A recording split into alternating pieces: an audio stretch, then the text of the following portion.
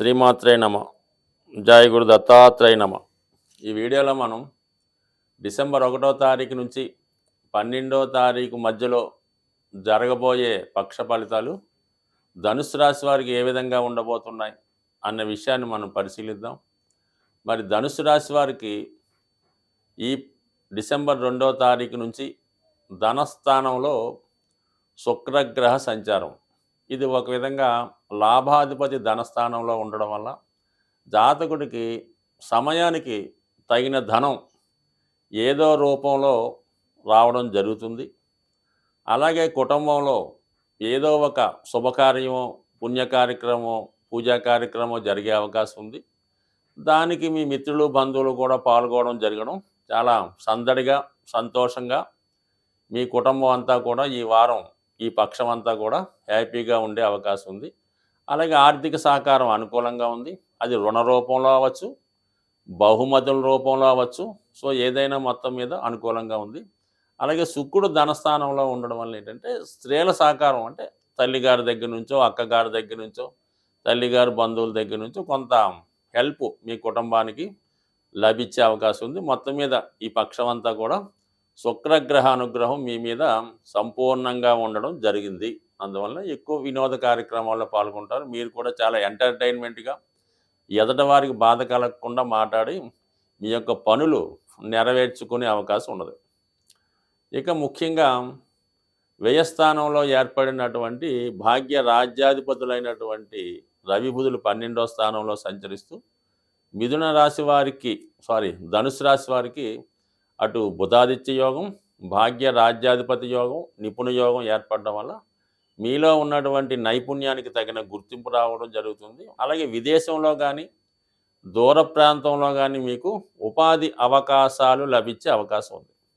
అలాగే వ్యాపార వర్గంలో ఉన్నవాళ్ళు మీ యొక్క వ్యాపారానికి అదనపు ఇన్వెస్ట్మెంట్ చేయడం జరుగుతూ ఉంటుంది. కొత్తగా ఎవరన్నా స్టాఫ్ని నియమించుకోవడం జరిగే అవకాశం ఉంది.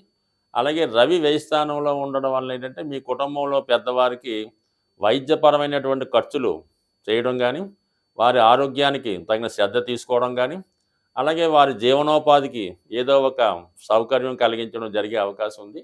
అలాగే ఈ నెలలో, ఈ పక్షంలో ప్రభుత్వానికి చెల్లించవలసినటువంటి ట్యాక్స్లు వగైరా చెల్లించవలసి ఉంటుంది. లేని పక్షంలో మరి ప్రభుత్వ అధికారుల నుంచి ఒత్తిడి వచ్చే అవకాశం ఉంది. కాబట్టి ఈ విషయంలో మీరు ఎప్పటికప్పుడు అప్ టు డేట్గా ఉండి ప్రభుత్వానికి చెల్లించేటువంటి కార్యక్రమాలు చెల్లిస్తే మంచిది. బట్ ఏదైనా అటు ఖర్చులు అలాగా ఉన్నాయి, అటు ఆదాయం అలాగా ఉంది, కుటుంబంలో సందడి కూడా అనుకూలంగా ఉంది, చాలా బాగుంది.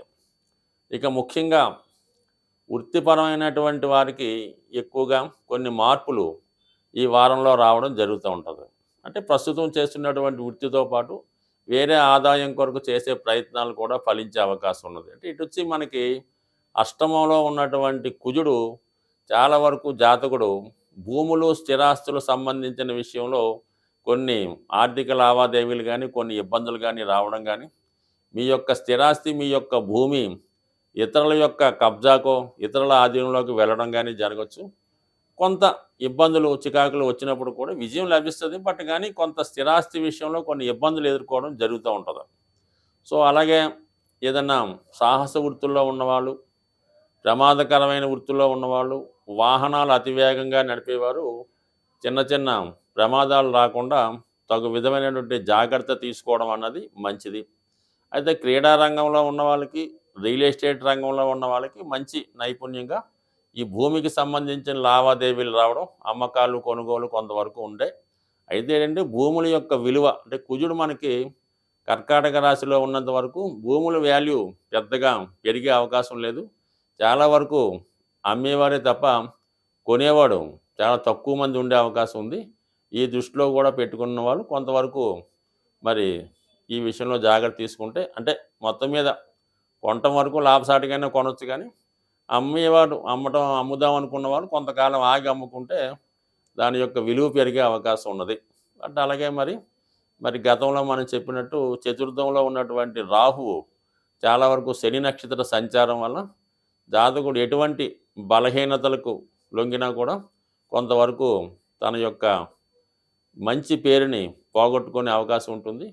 సో ఈ విషయంలో కొంత జాగ్రత్తగా ఉండడం, రహస్య కార్యకలాపాల్లో పాల్గొనడం కానీ, రహస్యంగా ఎవరినైనా కలుసుకోవడం కానీ, కొన్ని బలహీనతలు మీరు రహస్యంగా చేద్దామనుకున్నా అవి పబ్లిక్‌లో రావటం వల్ల కొంత మీ యొక్క పర్సనాలిటీకి భంగం కలిగే అవకాశం ఉంది. అన్ని రాశుల వారికి ప్రస్తుతం ఉన్నటువంటి గ్రహస్థితి ప్రకారం ఎలా ఉంటదంటే, మరి కుజుడు ఈ పక్షమంతా కూడా నీచ స్థితిలో ఉండడం వల్ల, అది సహజ చతుర్థ స్థానం అవ్వటం వల్ల చాలా వరకు గృహంలో ఒక అసంతృప్తికరమైనటువంటి వాతావరణం కనబడుతూ ఉంటుంది. అలాగే ఆర్థిక పరంగా కూడా చాలా వరకు ఏదో ఒక చికాకు రావడం జరుగుతూ ఉంటుంది.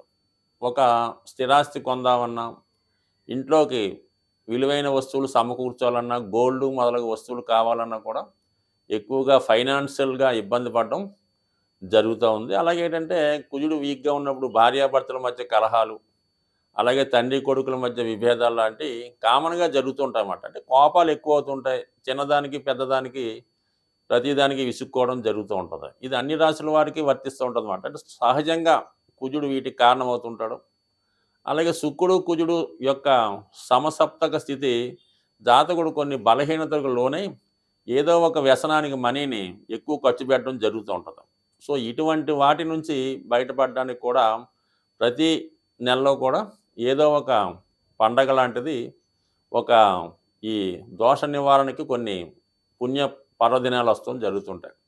మరి ఈ నెలలో వస్తున్నటువంటి సుబ్రహ్మణ్య స్వామి షష్ఠి 7వ తారీఖు డిసెంబర్ తారీఖున కంపల్సరిగా ప్రతి ఒక్కరూ కూడా విధి విధానంగా సుబ్రహ్మణ్య స్వామి వారిని దర్శించి, వీలైతే ఆ రోజు ఉపవాసం ఉండి ఏదైనా సుబ్రహ్మణ్య క్షేత్రాన్ని కానీ, దగ్గరలో ఉన్నటువంటి శివాలయాన్ని కానీ దర్శించి విధి విధానంగా స్వామికి వీలైతే పంచామృతాలతో, అంటే ఎక్కువగా తేనె, చెరుకు రసం, బెల్లం పానకం, చలిమిడి మొదలగు వాటిలో అభిషేకం నైవేద్యాలు పెట్టి పూజించడం వల్ల, అలాగే గర్భానికి సంబంధించినటువంటి ఇబ్బందులతో మరి స్త్రీలకు ఎక్కువగా సంతానం కలగకపోవడం, కలిగిన సంతానం చాలా బలహీనంగా ఉండడం, అలాగే వివాహంలో సమస్యలు, ఇవన్నీ కూడా ఒక విధమైనటువంటి సర్పదోషం ద్వారా జాతకులకి ఏర్పడడం జరుగుతూ ఉంటుంది.